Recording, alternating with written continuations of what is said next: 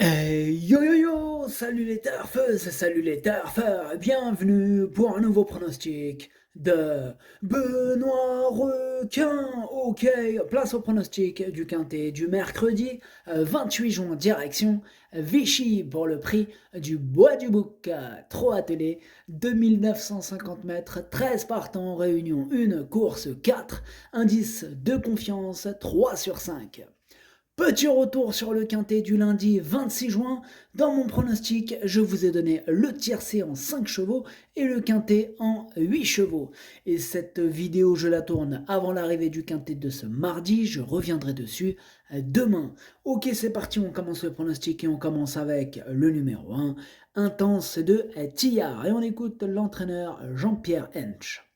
À Marseille, Intense de Tillard a été gêné peu après le départ et n'a pu éviter la faute.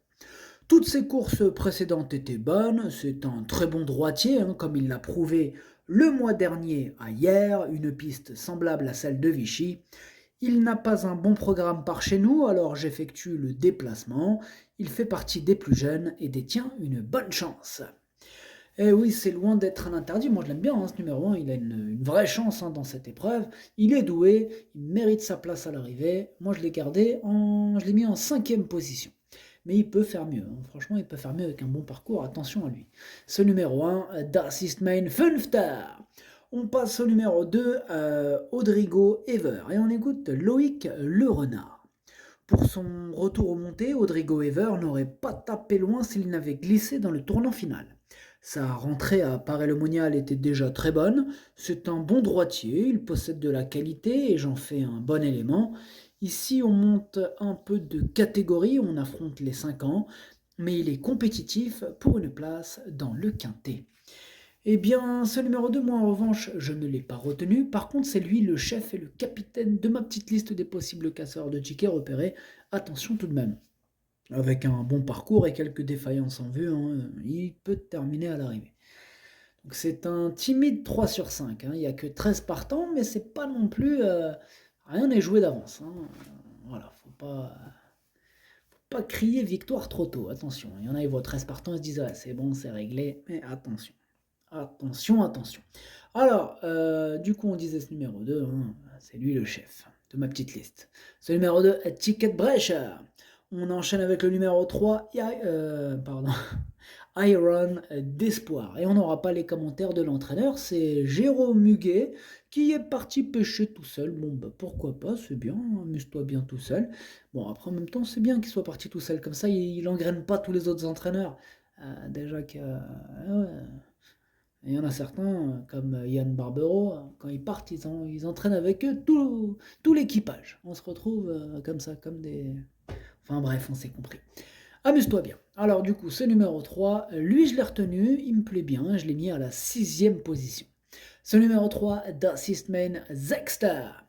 On passe au numéro 4, Into The Mystic. On écoute donc Guillaume Richard Huguet. Les dernières sorties d'Into The Mystic à Borelli sont bonnes, face à une opposition de qualité. Il ne sera que mieux à revenir à main droite. Il répète toutes ses courses et a franchi un petit cap en étant pieds nus. Il le sera à nouveau ici. Il a peut-être moins de qualité pure qu'Arlequin, mais il est au mieux et se livre généreusement. Il a gagné à Vichy l'an dernier. Il a ma confiance. Moi, il me plaît beaucoup ce numéro 4 et je l'ai gardé assez haut en 4e position. Ce numéro 4, Das ist mein Future. On passe au numéro 5, Imoko Gibello. Et on écoute Stéphane Bourlier. Je tiens à remettre Imoko Gibello à main droite, où il est plus à son affaire. Avec ses gains, il avait surtout des courses à gauche ces derniers temps. De conditions, il est très bien. Ce n'est pas une question de forme. D'ailleurs, sans sa faute à Anguin, il aurait disputé activement l'arrivée. Il affronte plusieurs 5 ans de qualité, mais je ne serais pas surpris de le voir jouer un tout premier rôle. Je suis tout à fait d'accord avec Stéphane Bourlier. Moi, il me plaît beaucoup ce numéro 5 et je pense qu'il peut faire, mal, il peut frapper un grand coup, il peut même gagner, c'est possible. Enfin, pour moi, à mes yeux. Ce numéro 5, du coup, moi je l'ai gardé vraiment très haut, je l'ai mis en 2e position. Ce numéro 5, Das ist mein Zweiter. On passe au numéro 6, Gédéon Derpet. Et on écoute Kevin Leblanc. Gédéon Derpet a eu une course assez éprouvante ce dimanche à Plestin-les-Grèves, où il a fait le dernier kilomètre à fond. Auparavant, il avait bien couru à Caen, tout en ayant dû trotter le nez au vent. Après 2 parcours difficiles, je vais rapidement le diriger vers la corde et attendre que ça se passe. Il devra donc bénéficier de circonstances favorables pour accrocher la 5e ou la 4e place. Eh bien, ce numéro 6, c'est un regret, c'est mon deuxième cheval de complément en cas de non partant, donc attention. Ce numéro 6, Zweites Bedauern. On enchaîne avec le numéro 7, Falco de Nouville, et on écoute Pierre Callier. Falco de Nouville tarde à retrouver la bonne carburation et n'a pas vraiment convaincu lors de ses plus récentes sorties. Mercredi, il bénéficie d'un bel engagement, à la limite du recul, pas trop loin de l'écurie, mais il est contraint d'affronter des plus jeunes, ce qui complique sérieusement sa tâche. Il n'aura pas la partie facile. Bon, ce numéro 7, moi je ne l'ai pas retenu. Après, bon, question de feeling, il n'y a pas beaucoup de partants, pourquoi pas dans un champ réduit. Voilà, affaire d'impression. Ce numéro 7, Ticket Brecher. On passe au numéro 8, Feria de Busset, et on écoute Philippe Gaillard. Feria de Busset n'a pas démérité dernièrement à Lyon-Paris, où elle affrontait de bons mâles. C'est encore le cas ce mercredi. Elle a l'avantage d'être bien engagée au premier échelon et d'apprécier la piste de Vichy, mais elle semble barrée par plusieurs rivaux. Cela dit, à l'issue d'un parcours à l'économie, elle peut venir accrocher la 5e place. Bien, moi je l'ai retenu ce numéro 8. Attention, en plus il devrait avoir une petite cote sympathique. Il me plaît bien ce numéro 8. Bon, je l'ai gardé en bout de combinaison, mais je l'ai gardé. Surprise possible. Ce numéro 8, Das ist mein Achter. On passe au numéro 9, Harlequin, et on écoute Guillaume Richard Huguet. Harlequin était vraiment bien cet hiver à Cagnes. Depuis, il a couru correctement à plusieurs reprises, mais n'a pas eu le même rendement. Il connaît des petites douleurs.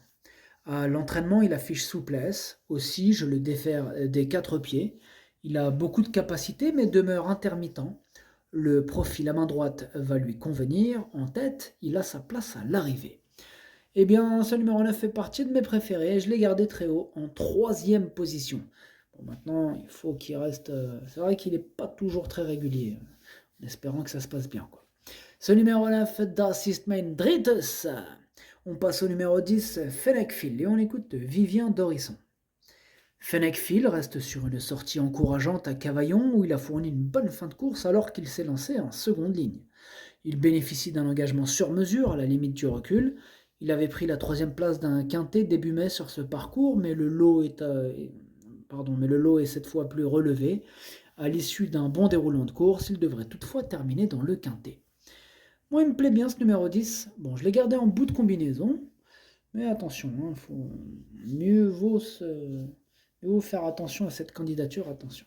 Ce numéro 10, Das ist mein Siebter. On passe au numéro 11, Hold Up du Dijon, et on écoute Thierry Raffegeot. Il faut totalement effacer la prestation de Hold Up du Dijon fin avril à Vincennes. Ce jour-là, il n'avait pas de cadence et il a connu un problème de pied. Soigné, il vient d'effectuer une bonne reprise de contact à Segré. Il excelle à main droite et possède beaucoup de fond. Éric Raffin est retenu au Mont-Saint-Michel. Il rend la distance à des 5 ans doués, mais il peut disputer la victoire. Et oui, je suis d'accord, il peut disputer la victoire, et en même temps, c'est carrément lui mon préféré, je l'ai installé sans hésitation en tête. Ce numéro 11, es ist mein Favorit. On passe au numéro 12, Ghost des Charons, on écoute Joris Filograsso. Ghost des Charons s'est malheureusement élancé au galop dernièrement sur cette piste.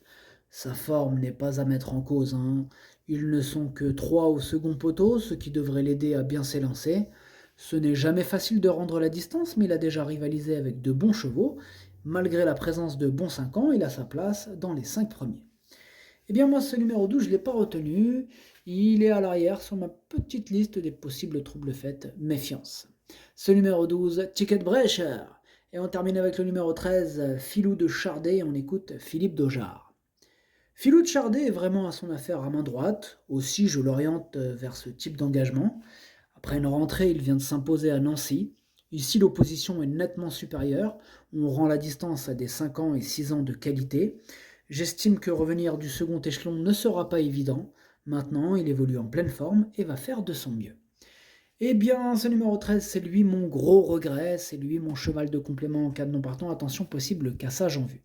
Ce numéro 13, das ist mein erste Bedauern. Le pronostic, ça donne 11, 5, 9, 4, As, 3, 10, 8. Merci d'avoir suivi cette vidéo. N'hésitez pas à mettre un pouce bleu si la vidéo vous a plu. Pour accéder à tous mes tickets pour la course du Quintet, rendez-vous directement en description de la vidéo.